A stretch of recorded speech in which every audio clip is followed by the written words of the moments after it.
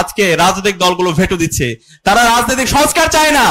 হাসিনা যে কারণে ফ্যাসিস্ট হয়ে উঠেছিল, যে রাষ্ট্র কাঠামোর মাধ্যমে একজন শাসককে ফ্যাসিস্ট করে সেই ফ্যাসিবাদের উপাদানগুলোকে সমলোৎপাদন করার জন্য আমাদের 24 ছাত্র জনতা জীবন দিয়েছিল। কিন্তু আজকে রাজনৈতিক দল তারা এই ফ্যাসিবাদের উপাদানগুলোকে দূর করার জন্য তারা যেভাবে সহযোগিতা করা দরকার তারা সহযোগিতা না করে বরং তারা ফ্যাসিবাদের ভাষায় কথা বলছে।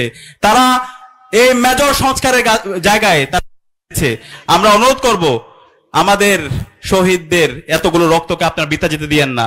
আপনারা যদি এই ফ্যাসিবাদের উপাদানগুলো রেখে দেন, আপনারা যদি জুলাই বিপ্লবের যে সংস্কার প্রস্তাবনা, সেই সংস্কার প্রস্তাবনায় নোট অফ ডিসেন্ট দেন, তাহলে বাংলাদেশে ফ্যাসিবাদের যে পরিণতি হয়েছিল তার চাইতে খারাপ পরিণতি আপনাদের হবে।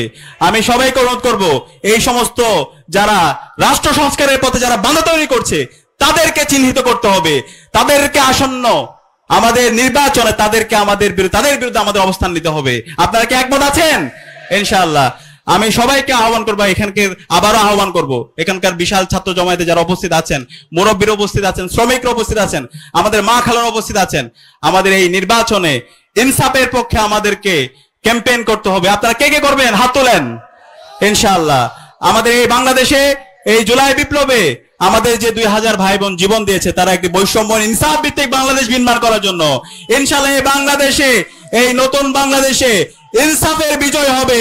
শহীদদের রক্ত যে জমিনে আছে সেই জমিনকে আল্লাহ তাআলা কবুল করে নিয়েছেন, সেই জমিন ইনসাফের হবে। শহীদদের আকাঙ্ক্ষার আলোকে নতুন বাংলাদেশ বিনির্মাণ হবে ইনশাআল্লাহ। এবং এই শহীদদের আকাঙ্ক্ষার আলোকে নতুন বাংলাদেশ বিনির্মাণ করার জন্য আপনাদের এই অঞ্চলের মাটি ও মানুষের নেতা, অবিসংবাদিত নেতা অধ্যাপক মিয়া গোলাম পরোয়ার ভাইকে আপনাদের প্রতিনিধি হিসাবে সারা বাংলাদেশে সবচেয়ে বেশি ভোট পেয়ে তাকে নির্বাচিত করার জন্য আপনাদের সবাইকে ঐক্যবদ্ধভাবে কাজ করে যেতে হবে।